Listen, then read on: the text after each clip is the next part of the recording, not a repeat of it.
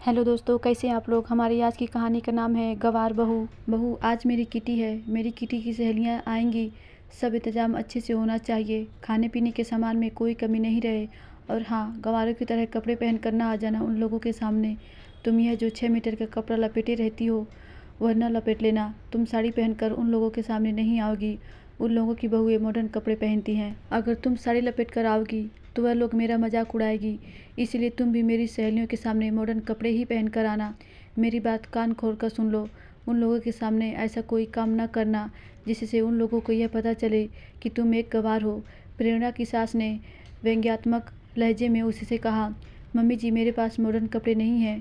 प्रेरणा ने धीरे से कहा, मैंने तुम्हें लाकर दिया तो था, वह कहाँ गया। प्रेरणा की सास ने गुस्से में पूछा, मम्मी जी, मैंने वह सभी कपड़े सोनिया दीदी को दे दिया था क्योंकि मुझे वह कपड़े पहनने ही नहीं थे।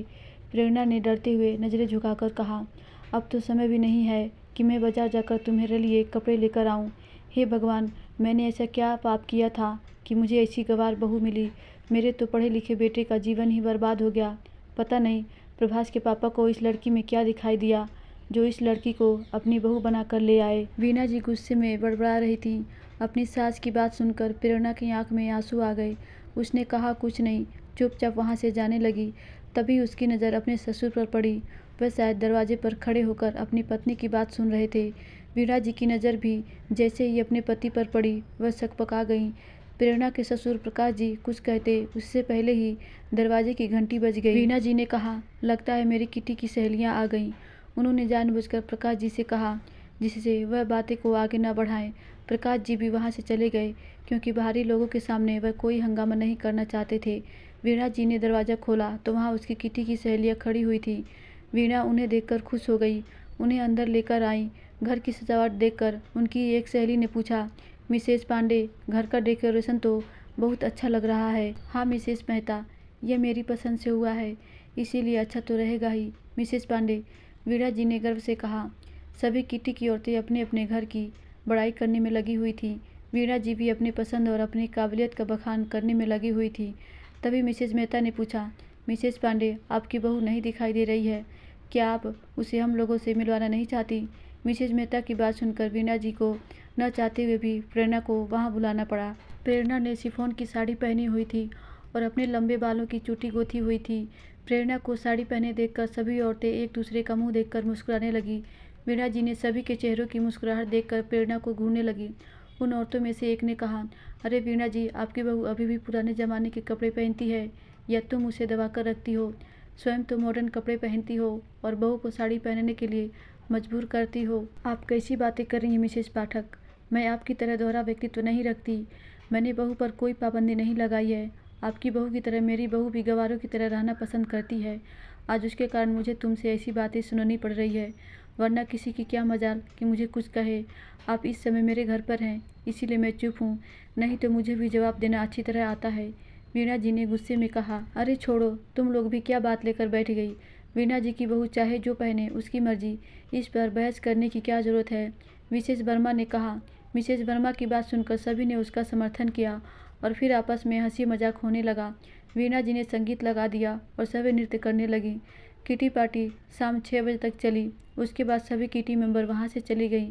अपनी सहेलियों के जाने के बाद वीणा जी ने अपनी बहू प्रेरणा को गुस्से में आवाज़ लगाई, प्रेरणा यहाँ आओ। प्रेरणा अपनी सास के सामने आकर खड़ी हो गई। फिर डरते हुए धीरे से पूछा, जी मम्मी जी, क्या बात है, आपने मुझे क्यों बुलाया है। तुमने कसम खा ली है क्या कि मेरी लोगों के सामने बेइज्जती करवाती रहोगी। वीणा जी ने गुस्से में दांत पीसते हुए पूछा, मम्मी जी, मैंने आपकी बेइज्जती कहाँ की है। मैंने तो आपकी सहेलियों के सामने कुछ कहा भी नहीं, तब अब ऐसा क्यों कह रही हैं। प्रेरणा ने धीरे से डरते हुए पूछा, इतनी भोली बनने की जरूरत नहीं है। तुम्हारे पहनावे को देखकर मेरी सहेलियों ने मेरा कितना मजाक उड़ाया तुम्हें पता भी है, और तुम कह रही हो कि तुमने कुछ किया ही नहीं। वीणा जी ने चिल्लाते हुए कहा, मम्मी जी, साड़ी पहनने से आपकी बेइज्जती हुई, यह बात मेरी समझ में नहीं आई। मुझे साड़ी पहनना पसंद है, मैं अपनी भारतीय संस्कृति को पसंद करती हूँ। मुझे पाश्चात्य संस्कृति का पहनावा नहीं पसंद है। प्रेरणा ने परेशान लहजे में कहा, तुम मम्मी जी से जबान लड़ा रही हो। उसके पति प्रभास ने घर के अंदर आते हुए कहा, मैंने तो ऐसा कुछ नहीं कहा, मैं तो मम्मी जी से इतना कह रही थी कि। प्रेरणा की बात को काटते हुए प्रभास ने कहा, चुप करो, वैसे तो तुम बहुत संस्कारी बनती हो और जब बड़ों का सम्मान देती हो तो तुम्हारा संस्कार कहाँ चला जाता है। प्रभास की बात सुनकर प्रेरणा की आंखों में आंसू आ गए।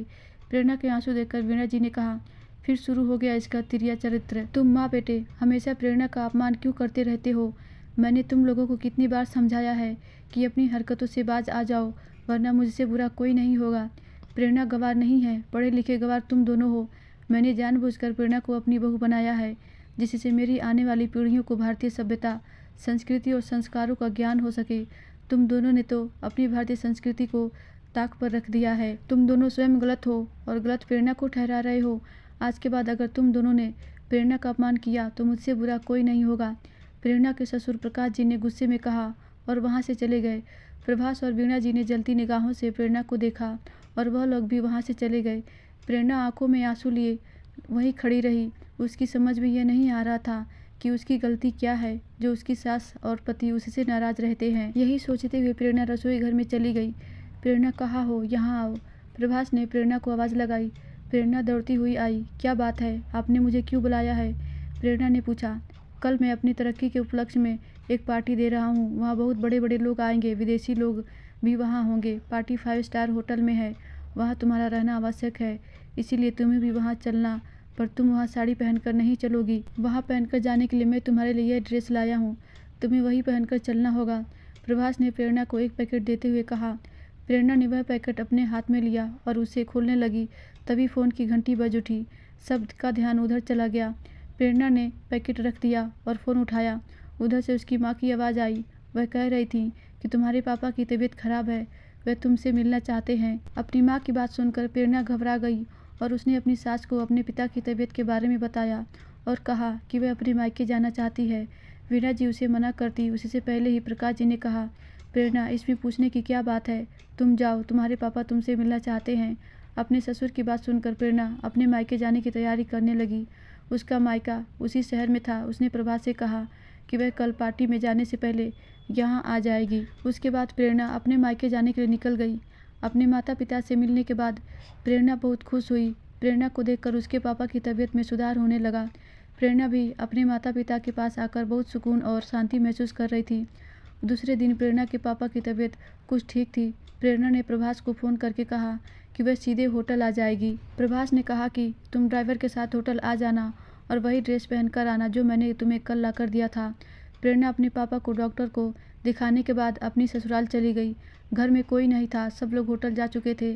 प्रेरणा भी तैयार होने के लिए अपने कमरे में गई। जब उसने अपनी ड्रेस देखी तो वह चौंक गई। वह एक गाउन था जो ब्लैकलेस था।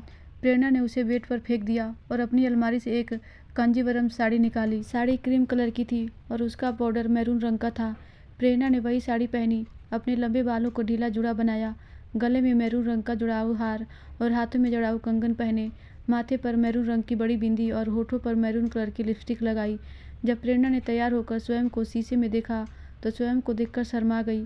तभी उसका फ़ोन बज उठा। प्रेरणा ने फ़ोन उठाया। फ़ोन प्रभास का था। कहाँ हो, कब तक होटल पहुँच रही हो?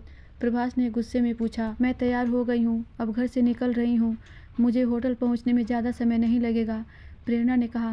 प्रेरणा फ़ोन रखने के बाद होटल के लिए निकल पड़ी। कुछ समय बाद उसकी कार सड़क पर दौड़ने लगी। थोड़ी देर बाद ही कार होटल के कंपाउंड में खड़ी हुई थी। कार से उतरकर प्रेरणा सीधे अंदर पहुंची। वहां सभी लोग आ गए थे। जैसे ही प्रभास की नज़र प्रेरणा पर पड़ी, उसके चेहरे पर क्रोध के भाव दिखाई देने लगे। वीणा जी भी वहां आ गई और फुसफुसा कर बोली, तुम्हें हमारी बेइज्जती करवाने में इतना मज़ा क्यों आता है? अब सभी लोग मेरे बेटे का मजाक उड़ाएंगे, कहेंगे कहाँ की गवार आ गई है। तभी विदेश से आए हुए व्यक्तियों ने पूछा, मिस्टर प्रभास, आपकी वाइफ अभी तक नहीं आई, कहाँ रह गई हैं?